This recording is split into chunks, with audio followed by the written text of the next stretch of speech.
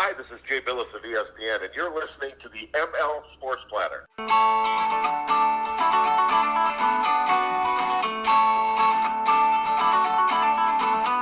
Back with you, it's the ML Sports Platter. Awesome to have you aboard. We are brought to you by Bryant and Stratton College, the official college and title sponsor of the ML Sports Platter. Make sure you visit them online. Check out everything that they have to offer. They've got 2 campuses in the central New York area, James Street and in Liverpool, right there on Carling Road, and they can offer you scholarship and financial aid options, 20 college degrees plus to choose from. You can complete your associate's or your bachelor's degree on your schedule, and you can enroll in classes now for upcoming semesters. Head to bryantstratton.edu and check them out. It's a private career college offering a wide range of in-demand degree programs. It's a place where you'll feel fully supported every step of the way from enrollment to graduation. And they've been doing it for over 160 years as well. Bryant and Stratton College, the official college and title sponsor of the ML Sports Platter, which you can find on Spotify, Google Podcasts, and Apple Podcasts. Let's bring in our weekly guest, Danny Frisina, head men's basketball coach at Bryant and Stratton College. Danny, welcome aboard. Good, Mike. Thanks for having me back. It's the busy time of the year for college basketball now. Boy, it sure is. And being a hoops head like you, a hoops head like me, you can't get enough of these games. I mean, I think there's a lot of unfair disadvantages going on for teams like in the Southern Conference, but man, it doesn't take away from the excitement of the games. Holy smokes! Yeah, it's conference tournament time, and you see a lot of these smaller conferences get that one bid, so everything's on the line in these championship games, and you see a lot of good play. And for me, I'm starting to scout for filling out my bracket. So this is an exciting time of the year for mid-majors and the power schools as well. So it's getting towards the end, and a couple weeks will be the most exciting time of the year, the first weekend of the NCAA tournament. Yeah, Thursday, Friday is just magical. It's amazing. It's wall-to-wall. It's incredible for sure. Hey, fill in the listeners. You've been a busy boy the last week or so, huh? Yeah, so, last Sunday I went down to New York City to do some recruiting. Went down there Sunday. Unfortunately, a lot of the schools were closed on that Monday, so the meetings that I had set up got pushed back to Tuesday. Was able to get down there and meet with a couple guys. I had some really good conversations with them. Talked a lot about, where our program is, how our season went, where we plan on going forward. And I think we got a good response from the coaches down there and some of the players. And, we'll plan a trip for them to come up and visit our school as well. From there, I went to Uniontown, Pennsylvania, where the USCA national tournament was taking place, and I got to see kind of what the level of competition is at the highest level, and I was pretty impressed with some of the teams down there. Oakwood University out of Alabama ended up winning the Division I national championship, so that was pretty interesting to see them compete. We don't travel that far down, so it was hard for me to kind of follow them outside of seeing some statistics and box scores. So I got to see them live and in person, and they were a good team. And it's just there's talent everywhere. So I came back and kind of reported on that to our guys and let them know that there's a little ways for us to go here, but we're not that far off where we can't compete with some of these teams that made the tournament. So it was good for me to get down there and network with some of the coaches on that are from around the nation that I don't get to see or talk to other than that. And just overall, you see the men's competition for Division I, Division II. You see the women's competition, and with us starting a women's program, it's exciting to see kind of where we can be in hopefully the short term coming up. What is the message that you want to tell people after year one of your season? We went 4-18. That's not acceptable by my standards. But with that being said, we were in a lot of these games. Now we have to get better at closing some of those games out or starting better. But we're not far off. So, when I go out and tell these recruits, we're maybe one or two pieces away from putting us over the top or just another year of maturity under our guys that are returning. from closing out some of these closer wins. So that's kind of the message is, we have the talent here. I'm confident with the group of guys that we have coming back. And again, with some of the additions that we may be bringing in here shortly, that, some of those close losses are going to turn into wins, and we'll have, it's exciting to be, in the position that we are. The teams, when they see us coming on in their schedule, coming off a 4-18 year, that there's potential for them to kind of sleep on us, and we got to take advantage of that and, start the year off strong next year. And like I said, I'm really excited about the direction that our program is going to be heading in after just year one. Yeah, no doubt. And it's amazing as you, go everywhere, Danny, and see more and more and more and more. It's just, God, there's so many athletes. There's so many good players at all levels in all sports around the country. And it's not going to change anytime soon. And from a basketball standpoint, they're playing all the time. They're on travel teams, off season. They're playing year round. So these guys just continue to polish their games. Yeah, and like I said, we're going to be having a recruiting trip coming up here, and there's some guys that can't make it because they have AAU ball. Right, so, right. I mean, they're going to be traveling to Chicago or New York City you name it. And these teams travel, and they travel far, and they play a lot of different kids from around the country, and you see that competition now.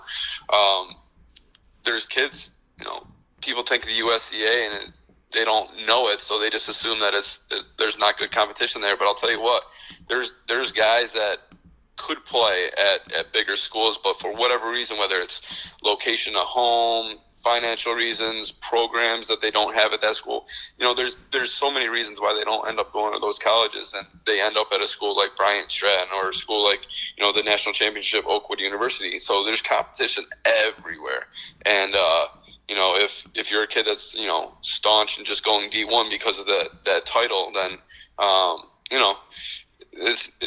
it's for some kids, it's not for other kids. So I'm happy to be where we are right now, and the guys that we have, and I have tape now that I can show kids and show them what the competition looks like at this level, and it's there's kids that, the size, the talent, the speed, it's different than high school ball, and it was a rude awakening for a lot of our guys early on, and it took half a year at least for them to catch up and understand that they're going to have to give it their all each and every day.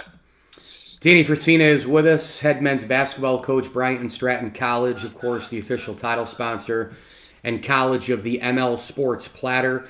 Danny, we went through year one, and now you guys are back on in year two. Super excited about that. What do you hope year two brings? For you, for the school, for the women's program. What do you hope year two looks like? Yeah, it's gonna be exciting. And you mentioned it, with the women's program starting up. Clay Sherman's doing a good job of getting a jump on recruiting and bringing in some quality kids there as well.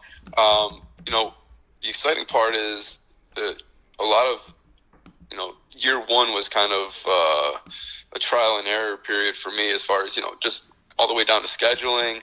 Some things that we did last year I won't have to worry about this year. Mm-hmm. As far as like ordering uniforms or little stuff like that, I can kind of just check that box because that's already done. Now I can focus more on recruiting and really getting our team better. So that's the exciting part, is we're bringing back a lot of guys, and then just building off of the year that we had and having them have a better understanding of what to expect. I think that goes a long way, and adding more athletes. We're adding men's and women's JV soccer as well to the athletic department, so there will be a lot more athletes on campus, which is really exciting for our school and our athletic department, and me as a coach as well. Danny, we always get into a little bit of NBA with all the drama that goes on. It's kind of hard to not use that use that word, and it just continues. Russell Westbrook. I mean, what is this guy doing last night? Yelling and screaming and getting into this possible. I mean, I thought when I saw the highlight, I didn't see it live because I was too focused in on reading and watching the college stuff, but. Holy macro, I thought when I saw it was going to be a Ron Artest situation.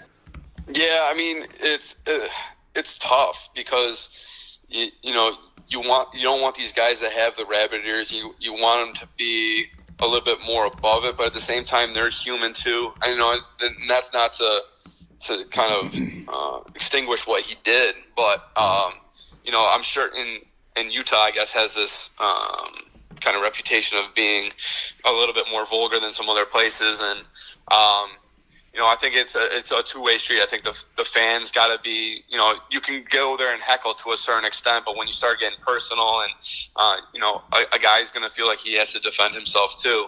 It wasn't too long ago. It was a child, but in the same instance, basketball is the only sport where you can physically touch an athlete if you're sitting courtside. Hockey and football and baseball, they all have walls or barriers. Soccer. That's a good point.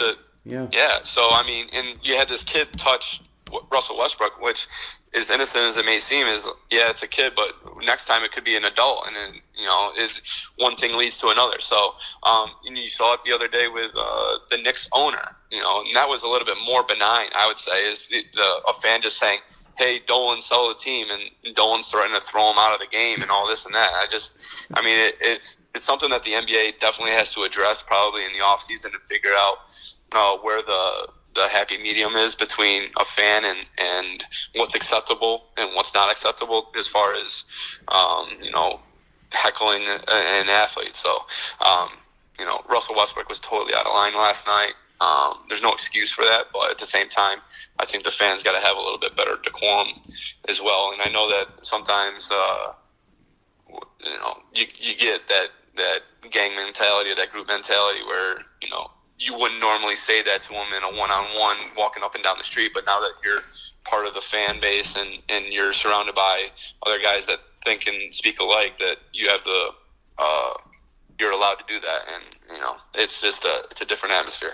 Yeah, and two things to add to that. One, from an individual sports standpoint, golf, you can touch the athlete because it's just the rope there, and Right. and also to add to it, you know what? James Dolan doesn't want to hear that from a fan. Quit running your franchise like a circus and win some damn games, and then that doesn't create the backlash and all the rest. And plus, you're in New York, so that's going to go up a level because it's the fishbowl of New York City. So you know what? You don't want to hear fan criticism? Go win games, dude. Exactly. Well, hey, listen, I'm a Knicks fan, so I know you if are. I was in, Condolences. if I was in the crowd, I may be saying the same thing, but as a real Knicks fan, you got to understand that this team is at this point trying to lose too. So, Right. You can't be too upset with them losing games now if they're trying to get that first pick and lock up either R.J. Barrett or Zion Williamson. So, I think he should sell the team. I don't think that he's been a good owner. He's kind of gotten in the way, and there's been some controversies here and there, and I just think that the Knicks can and deserve better from ownership. So, but at the same, I can't completely fault. That fan in that particular moment was completely recorded, and you could hear everything he's saying. And he said, it's my opinion, and I think you should sell the team. And from that, he goes, all right, well, you can see the rest of the games from TV, and kind of banned them from the Garden, which is, kind of a joke. So, these owners have to have a little bit thicker skin too. And if you know that you're on a losing team, maybe you should just sit up in the press box, and then you don't have to deal with the harassment from the fans. Pretty much it. Bryant and Stratton College, the official college and title sponsor of the ML Sports Platter. Again, over 20 college degrees that you can choose from. Head to Bryant and Stratton's website. It's bryantstratton.edu. You can do a quick 9-question survey, get some program information.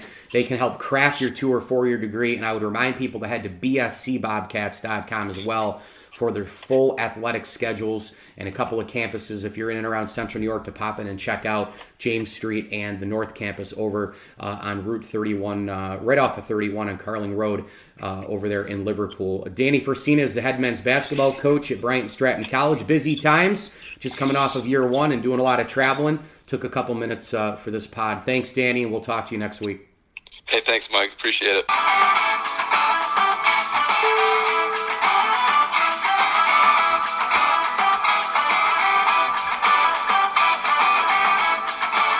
You can download, subscribe, leave feedback to the ML Sports Platter, as well as a 5-star review. That stuff helps an awful lot. All over Spotify, Google Podcasts, Apple Podcasts, and hit me on Twitter as well, at Mike L. Sports. We are presented by Bryant and Stratton College. Thanks to Danny Frisina. As I always tell you, enjoy the games.